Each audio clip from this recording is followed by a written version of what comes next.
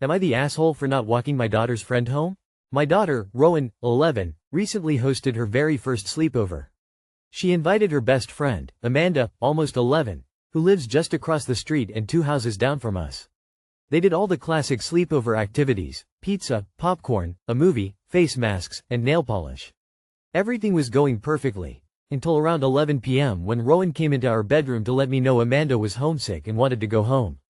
I went to check on Amanda, and while she assured me she was having fun, she really wanted her mom. Fair enough. I texted her mom, Susan, to let her know what was happening, and she said it was fine for Amanda to come home. So Amanda packed up her things, and I walked her to the porch.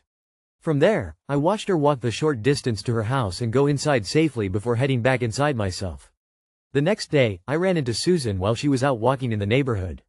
I asked how Amanda was doing, and, well, Susan was furious. Apparently, Amanda had been upset about leaving early, but what really got Susan's blood boiling was that I didn't walk her to the door. She berated me for letting her child walk home alone, at night, in the cold, with the potential of God knows what happening to her. For context, we live in a quiet cul-de-sac in a safe neighborhood. I stood on the porch the entire time and watched Amanda walk into her house before going inside. Amanda didn't seem scared or hesitant, and she never asked me to walk with her. To be honest, it didn't even occur to me that this would be an issue. When I was a kid, I would walk all over by myself. Sure, I know times have changed, but I genuinely thought this was fine. Susan didn't see it that way. She's still furious and has been telling neighbors I put Amanda in danger. Despite my apologies to both her and Amanda, she's banned the girls from playing together. Now I'm left wondering, was I wrong not to walk Amanda to her front door? Am I the asshole? Thank you all for the support. Here's some additional context. That night, it was just Amanda staying over, no other friends. I'm married, and my husband was home. Susan is also married, but her husband travels often and happened to be out of town that night. She has another child, Matthew, 5M. She told me that if I had let her know I wasn't planning to walk Amanda home, she would have woken Matthew up and come to get her herself.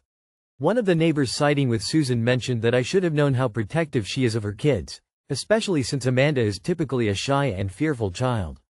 I'll admit, I did know this about Amanda, but my own kids are the total opposite, so it wasn't even on my radar to walk her all the way home. Maybe it should have been. If Amanda had asked me to walk her home, I absolutely would have. I can understand, to an extent, Susan being upset if she truly felt I put her child in a dangerous situation. I thought this would blow over after a couple of days, but this happened at the beginning of December. If mom was that concerned, why didn't she come get her kid? Why is it okay for you to leave a house full of children alone? She put her daughter in danger by not saying, "I'll be right over." Not the asshole. Not the asshole. She was supervised, you watched her. Does Susan stay 3 feet away from her at the park? Or does she watch from a safe distance? This woman is nuts. Not the asshole. It probably took her 30 seconds, she was in a very familiar area, and you were there watching her. If her mom was that concerned, why didn't she come over to walk her home? Not the asshole. Trust me, the neighbors are probably all rolling their eyes about this. I wouldn't worry about that. I live in a very similar neighborhood and my son has a good friend who lives just about as far as Amanda does. It's ridiculous to expect you to walk her to her door, and any rational person will see that. There is a generation of kids who aren't going to be able to function in society with parents like this. Not the asshole, as others have said, you literally watched her get to her house. Not only that, but you called the mom to let her know. She herself could have easily walked over to grab her. That's not your responsibility. I can't remember a single time I had a homesick friend that didn't have their own parent pick them up. Why didn't the mother come pick her up? That is what I would have done.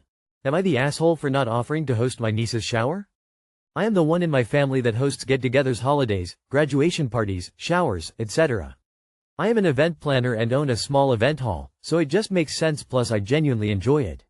My side of the family is huge, lots of siblings and kids. I have always offered up my event hall and planning for their use, even though it comes at a cost for my business.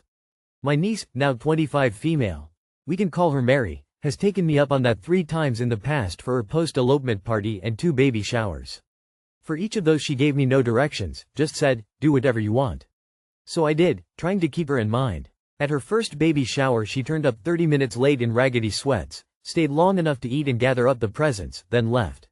No thank yous offered. My brother and sister-in-law, her parents, made excuses, saying the pregnancy was very rough. So we made allowances for that. At her post-elopement dinner she again showed up late, stayed on her phone the whole time, ate and left. Again, no thank yous. When my mother commented on that, my brother said she was going through some newlywed stress as an excuse. Her second baby shower started the same way. When she asked me to gather up all the presents so she could leave, I suggested she stay and open them so everyone could enjoy seeing what was given. She scoffed and said, "I don't want to stay at these little parties any longer than I have to." So I gathered up the presents and decided not to offer my little parties to her in the future. Fast forward to her sister's wedding shower. We have a delightful time, even though Mary has done the usual eat then leave without offering to help or just be there for her sister. My brother and I are loading up the presents when he mentions that Mary is expecting again and when can I host the shower. I told him I wouldn't be offering this time around and why. He was taken aback and said that he was surprised I was letting that comment get under my skin, but whatever, my choice. The next day I get an irate call from Mary. I remind her that she said she didn't care for my parties, so why does she want it anyway? It turns out she got rid of all her baby supplies and needed a shower to get the presents. I told her to post her registry online and I'm sure people would help her out. She got angry and hung up. Then my brother calls. He says I'm being childish. I told him that if he wants the shower he can pay for it, and gave him the standard quote for that event cost. He just sputtered and said they'd have someone else host. The family is divided on this one. I still feel like I am not being unreasonable. Am I the asshole? Not the asshole. She shows zero appreciation for people, going to the trouble to arrange events, and basically uses you to gather people to give her stuff, with no effort or financial responsibility on her part. Basically, she expects everything to be given to her, and her spoiled majesty is aghast you won't keep up her status quo. Your brother, and others, are just enabling her. No one seems to register that it costs you time and money for someone who doesn't appreciate it in the least. Not the asshole and who has a baby shower for every kid. She's 25, it's not like this was a 10 years down the line surprise. Why isn't keeping her baby stuff instead of using you to crowdsource for gifts? She and her parents are so entitled. I'm sure others in your extended family have noticed she can't even pretend to be thankful before collecting in her gifts, stuffing her face and leaving each time. Not the asshole, she's ungrateful, and quite honestly as a mother of 4 you cannot expect to have a full-blown baby shower every kid. Maybe your brother should have a little gathering at his home. Not the asshole. Who even needs 3 baby showers? She should be thankful she had one, plus the post-elopement party. That's hilarious. Someone is being childish but it's not you. Not the asshole. Not the asshole also baby number 3 and she wants a full shower plus she is ungrateful? I wouldn't attend if I was the family law. Am I the asshole for defending my boyfriend against my dad? I recently had a baby with my boyfriend of 3 years, Nick. I work as a nurse with crazy hours and Nick previously worked in a warehouse. When I was pregnant, Nick expressed to me how he wanted to stay at home with the baby at least for the first couple of years as his dad was not in his life and he wants to soak up every moment of our child's life. We both agreed this would be best for our baby. I come from a conservative family and my parents were first not too pleased that we had a baby before marriage. My dad has made little hints here and there to Nick asking when is he going to make me an honest woman. When I told them Nick would stay at home with the baby, my dad took his glasses off, wiped his forehead and shook his head, but he did not say anything further. Recently at a family function, my cousin announced that she is pregnant. Everyone was giving her and her husband congratulations. My dad made a slight remark to them saying, "Talk to Nick here. He's an expert at the baby stuff." The comment was obviously meant to belittle Nick and my boyfriend just gave a nervous chuckle and nodded. Later in the day, our baby needed a diaper change. I was in the process of getting up to change him when my dad said to us, "Whoa, isn't that Nick's role? You do nothing while my daughter works. You can at least change a diaper while she is with her folks." I had it. I told my dad to stop with his remarks. Nick is an equal partner in our relationship and he is a wonderful dad who does most of the childcare. I told him just because he did fuck all of the child rearing for me and my siblings that does not mean all men need to be like him and he needs to get with the times because this isn't uncommon anymore. Things got awkward and mom quickly changed the subject to something else. My dad was pretty quiet for the rest of the night. After the event, my dad called me saying I disrespected him in front of our family and I was out of line. He said I insulted him as a father and to apologize. I told him I had nothing to apologize for and I was tired of him picking on Nick. My mom agrees with my father that I was too harsh on my dad. Not the asshole. Your dad is a chauvinist and probably a misogynist too. His attitude needs an adjustment. He will probably never change. You will have too. You need to set boundaries and stay with them. If he steps over then let him deal with the consequence. I think you should tell your parents that you and them need a little apart time. Discuss with boyfriend and sit down with them and have a discussion. Good luck. Not the asshole. Assuming what you said is true, then truth is the perfect defense. Your father started this in public and got taken down in public. He got exactly what he deserved. About time he realized, people who live in glass houses should not throw stones. Not the asshole at all. Your dad needles your partner whenever family are around. He deserves the pushback when family are around. If he's embarrassed, that's good. He should be. You could have been gentler. You could have pushed back sooner. You could have set a boundary privately. Still, you are certainly not the asshole for doing it when you did. Your dad sounds like the kind of guy who still thinks remote control is a child's toy and equal parenting is some new age conspiracy. Good on you for standing up for Nick. NYA. This is 100% a case of respect me. But I won't respect anyone else. Your dad is demanding an apology without acknowledging that he owes Nick one. So when the apology comes to Nick, you apologize to your dad. Let's see how long that takes. ZZZZZZZZ. Not the asshole. Your dad has outdated, old-fashioned view of gender roles, which doesn't align with your choices or values. His insistence you apologize for standing up for Nick to him only further shows his archaic expectations and complete lack of respect for your relationship choices. If he can't respect the family you are building, then he can be reminded that you are not obligated to allow him to see your baby. I mean, if he doesn't respect the parents, why would you want him around your baby? Am I the asshole for not helping my mom not lose her house? I, F29, have always had a pretty close relationship with my mom. We lived about an hour from each other, which I know isn't far, but we both had our own homes and lives. I always called her for everything. She used to ask me to go out and have like dinner or go see a movie, etc. We were pretty close up until this. Growing up, my mom made a lot of mistakes.